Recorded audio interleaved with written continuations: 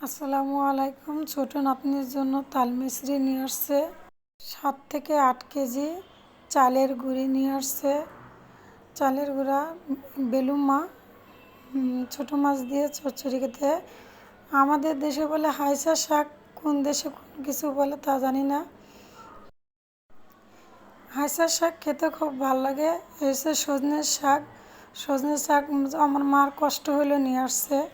সজনের শাক নিয়ে আসছে, হাইসা শাক নিয়ে আসছে, দুধ কচুর পাতা, কারণ সজনের শাক দিয়ে মিশিয়ে কাটা লাগে সেই জন্য। তারপর হচ্ছে মিষ্টি কুমড়া পাকাটা কাঁচাটা নিয়ে আসছে একসাথে।